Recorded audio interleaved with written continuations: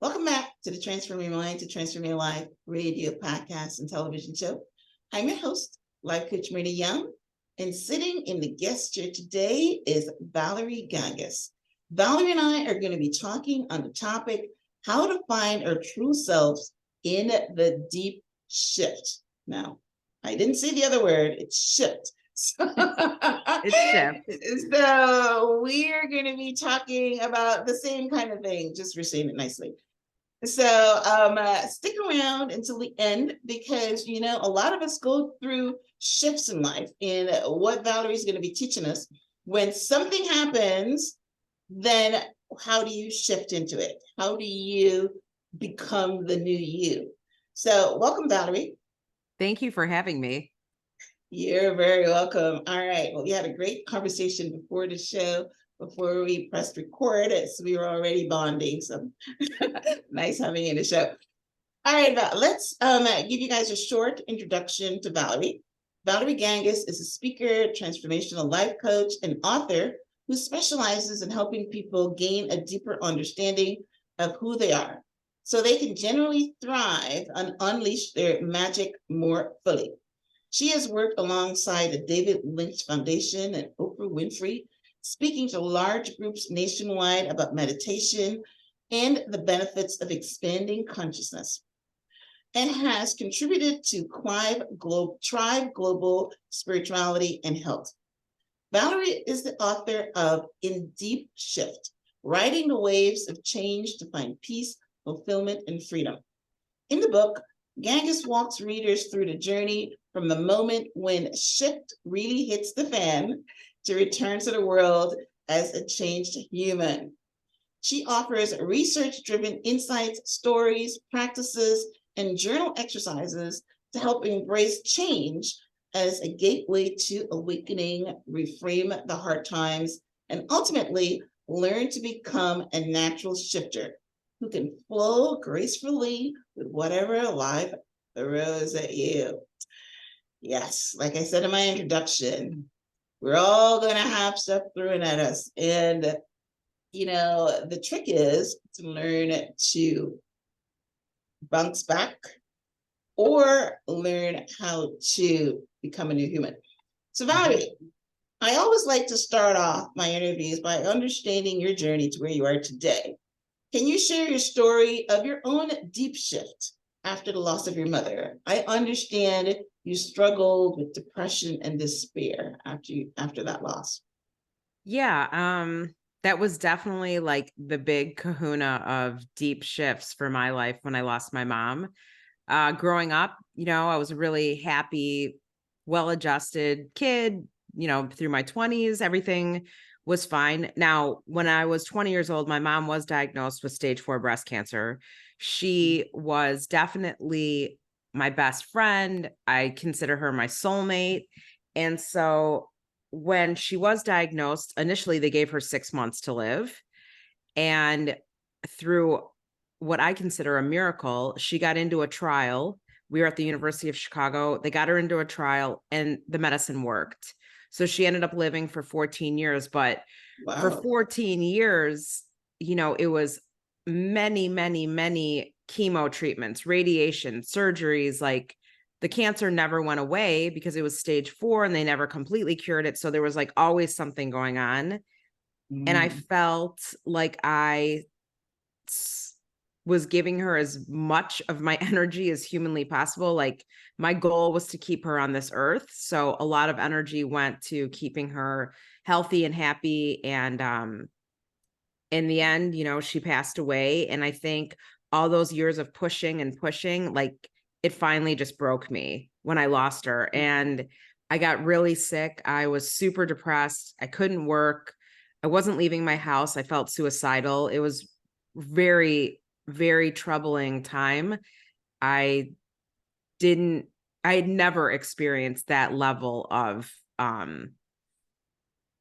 pain and sorrow ever in my life. So long story short, I don't know how I'm going to get out of it. I'm going to a therapist 3 times a week. You know, of course I have my friends and family around me, but it was like, it felt like I was just surrounded by darkness. I just couldn't find my way out of it. And through a friend, they suggested that I learn how to meditate because I also wasn't sleeping. I had so much anxiety that I couldn't sleep at night. And off I went to learn transcendental meditation, which you're taught by an instructor. And in one meditation, I went from suicidal to an absolute state of ecstasy, and I never looked back. Oh, wow. I mean, it was that was a full out miracle, really. Yeah. So that was my first rodeo with a deep shift, and it completely changed who I was as a person. Wow. What do you think happened in that meditation? Did you go inward to you and find your strength? Did you learn to Yes. let go of your mom? What I do you think happened? I went so far, so deep into my soul, into my own being. I didn't even know that place existed. And in that space, it was like an ocean of peace, Mm, just another level of consciousness that I did not know I had access to. And even dipping into that water for, 20 minutes, that first day I learned to meditate, when I opened my eyes, I was a different person. So I think it's a combination of accessing something inside of myself that I didn't have access to before and literally experiencing a miracle. I mean, I have no other explanation for that. well, well, I have the explanation that you got to source, and I got source, to source. you And source is it was that beautiful. quick. Yeah, you touch God. I So did. that's how he works. Yeah, I did. I Yes, touched God. And when I opened my eyes, I actually described it as seeing with God's eyes. yes, yes, exactly. That's where that peace and that beauty comes from. And I listened to, or read, I should say, even though I read it in Audible. Um, Will Smith experienced something like that with ayahuasca. Mm. Um, uh, you know, yeah. So he talked about, reaching deep inside his soul and whatever. So it's, yeah. So that's beautiful. So you came out of that with peace, and immediately your depression and your despair, um, uh, was removed. Um, so how do you, right now in the book, is that how you're teaching people to get there? Well, that's just my story. There's many, many paths to having experiences like that. People do ayahuasca, people have near-death experiences, people have spontaneous awakenings. I mean, there's different pathways. So I went on to explain what happened to me just to give people some idea of like kind of the mechanics, how it works if you are on the path of meditation, which that's what happened to me. Didn't know anything about it, had zero expectations, did not even know that this was in the realm of possibilities for a human being to have something like this happen to them. So, once I got past the absolute shock of becoming a new person in 20 minutes, it took me years of really incorporating this into my life, this new way of being. It took talking to a lot of different teachers and people with more experience than me, reading, and then I finally got it. It's just I experienced this thing of touching God inside of myself, and then I had to work to be this new being in the world, and that does not just come naturally. Like, you have to make an adjustment. So the book is really about when you do have experiences like this and you shift and you are a different person, how do you handle every area of your life? Because everything is going to be different to you. It's not only one thing, it's everything. Yeah, yeah, that is great. So that's good to transition into a question I have here. So after a deep shift, how do we find a freedom from troubling distractions and anxiety about the future? So let's keep talking about your story.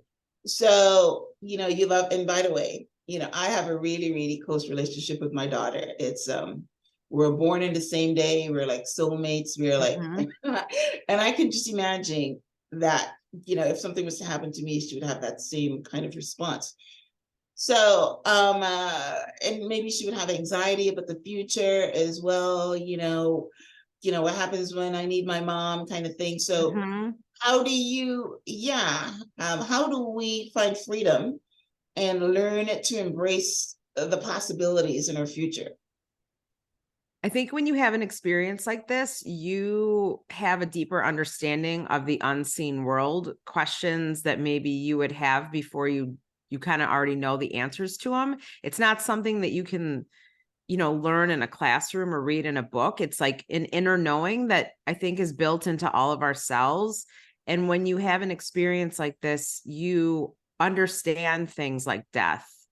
You understand the deep questions that people ask themselves, and it's kind of spontaneous. And so that helped me a lot come to terms with her death. I also started having experiences where I was able to communicate with her. So I understood that Mhm. she wasn't actually gone.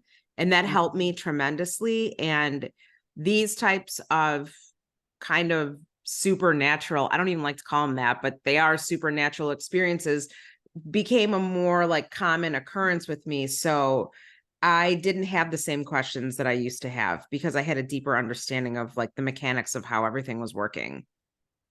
Okay, how did you communicate with your mom? You went to a medium, or you just learned to feel her?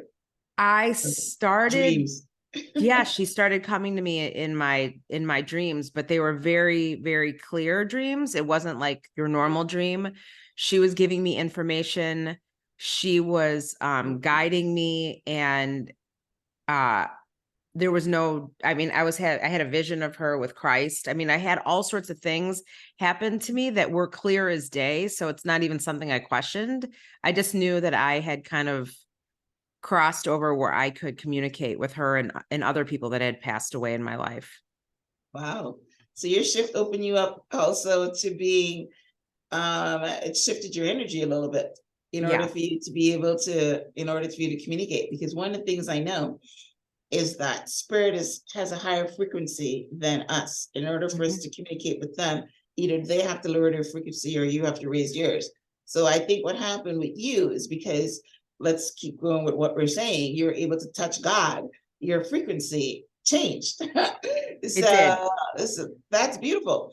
But all right, so let's bridge it now to someone else that has had a deep shift about maybe not necessarily, loss of a loved one, but maybe a loss of a job, or there's lots of different shifts. So do they all have to go through this transcendental meditation, or being able to go to the next level as far as spirituality?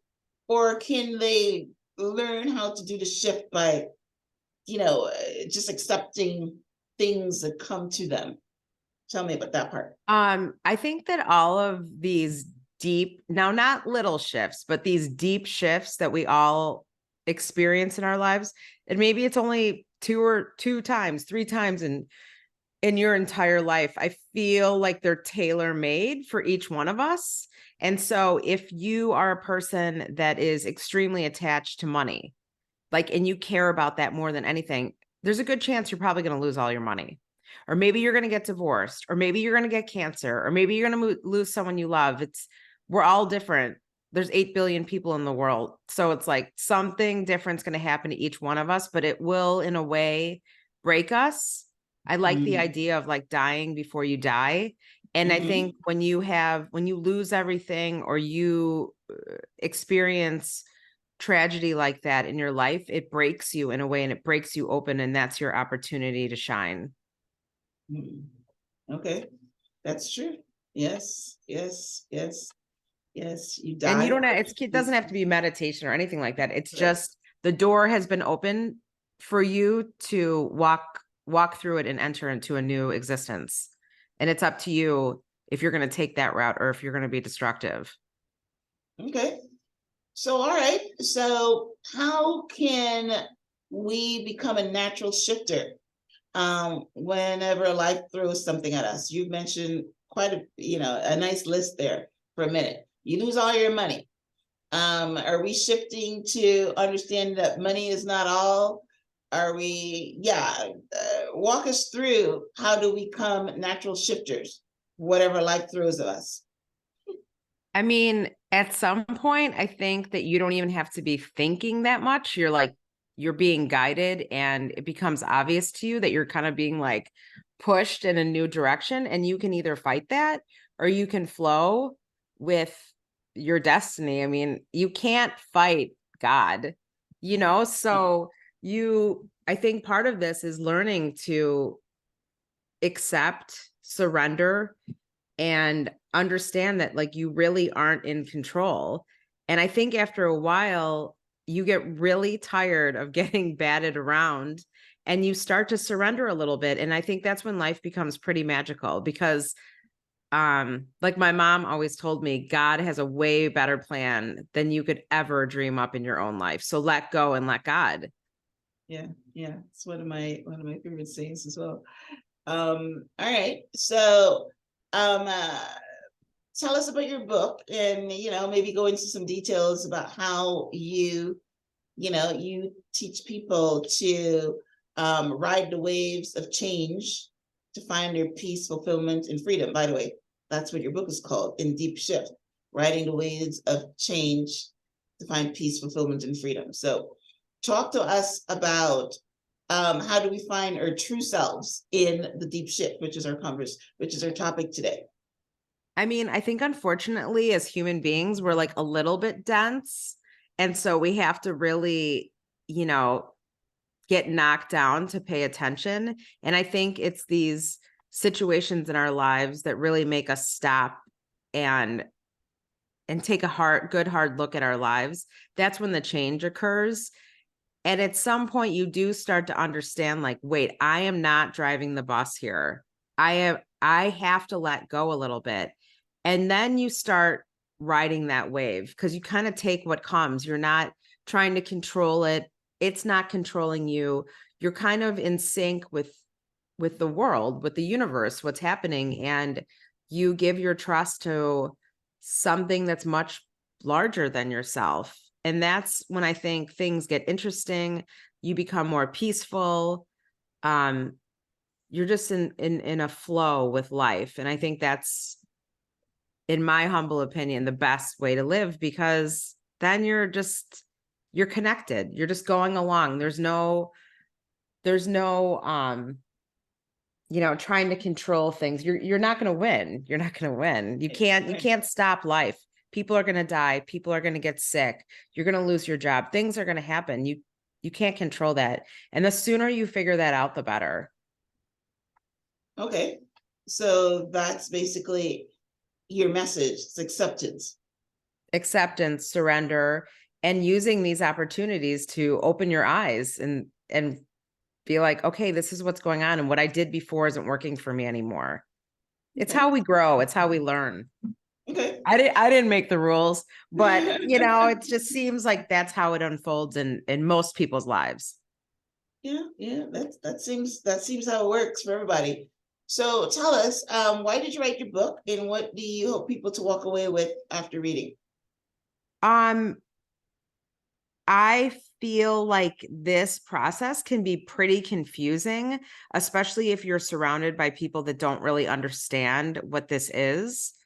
And I just wanted to write like a very clear, easy book on these are some of the steps that I took. This is what you can do to make the situation easier, and to start trusting yourself, because it is going to be confusing.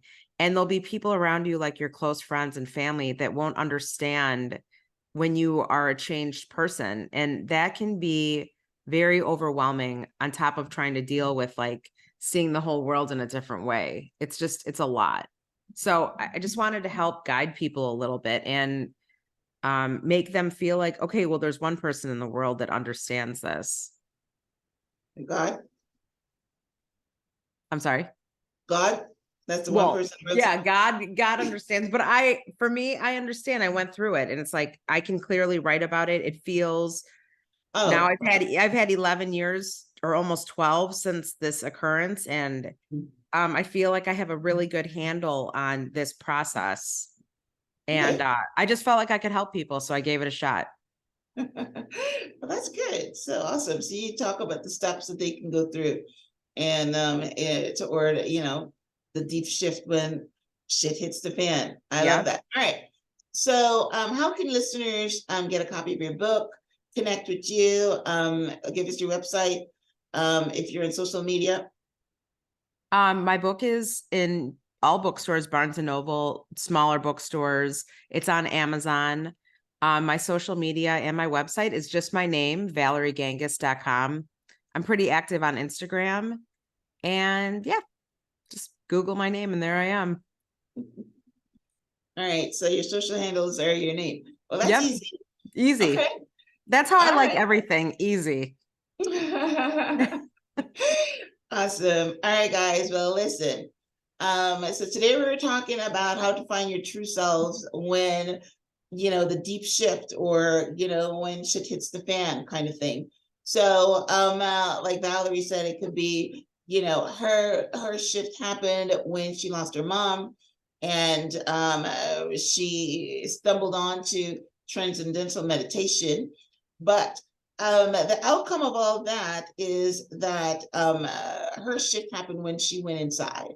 So you can go inside by meditation. You can go inside by, maybe having a coach that can, steer you in that direction to understand your true self. But the message today is, in order for you to shift, that's what you have to do. In order for you to shift from maybe placing blame, or like she said, everybody dies, everybody loses stuff. If you're in this world, then things are going to happen to you. You're going to have some loss, you're going to have some death. And that basically means that you are still alive, you are still living, right? If you don't want any problems, then you're going to be dead, right? That's right. That's right.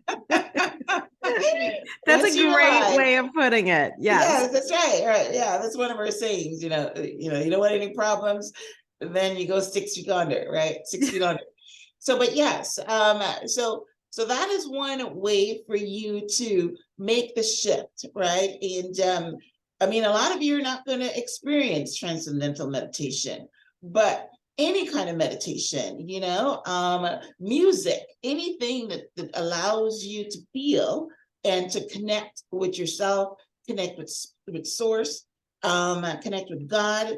Nature helps you to do that, which is I immerse myself in nature every day, and I commune with the trees and things like that, and you open yourself up to shifting from blame and depression and despair to loving life and loving yourself and loving the fact that you are still alive, right? And that you've got work to do.